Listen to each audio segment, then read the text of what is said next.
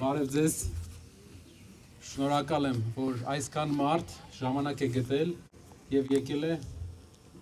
մասնակցելու շարժման գրասենյակի բացմանը։ Երևանին պետք է զարգացման ծրագիր, երբ մենք գնում ենք տարածաշրջանի մյուս քաղաքները, իրենք առաջ են անցել։ Ես շիրակացու ճեմարան եմ սովորել ու ամեն օր եկել եմ դասի մասիվ, ասեմ տարբերությունը մեծ չէ, այսօր ու 15 տարի առաջվա մասիվի։ Չկա զարգացման ծրագիր։ Մեր երկրին պետք է քայլերով քաղաքի զարգացման պլան, որպեսզի մենք 21-րդ դարի քաղաք ունենանք։ Դրա համար պետք է մարդ, ով խելոք աշխատում է, ով ամեն օր աշխատում է քայլ առաջ գնալու համար։ Մենք բոլորով պետք է դրան հասնենք, ոչ իմ ու քո անենք, ոչ ասենք դու ԿՊԱ-ական ես, դու հանրապետական ես կամ դու ոչ մի կուսակցության մասնակից չես, եթե մարդ ունի աշխատանքային լավ փորձ, կարող է լավ աշխատել, նա մեր թիմի անդամ է։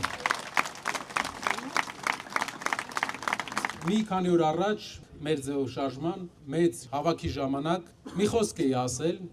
որին անդրադարձել էին գրեթե բոլորը։ Ասել էի, որ մեր երկրին պետք է նոր ղեկավարի անուն։ Մեր երկրին պետք է 5-րդ ղեկավարի անուն, քանի որ եթե մեր նախորդ ղեկավարներից յուրաքանչյուրը լինի երկրի ղեկին, մեր հասարակության մի մասը չի ընդունի։ Դրանից հետո բոլոր կողմերից, թե ներկայիս իշխանության, թե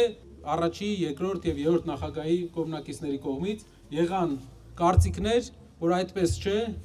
ո՞նց եք կարծում, ժողովուրդ ջան, մեր երկրին պետք է 5-րդ նոր ղեկավար, թե մենք պետք է մնանք նույն ազգանունների շարքում։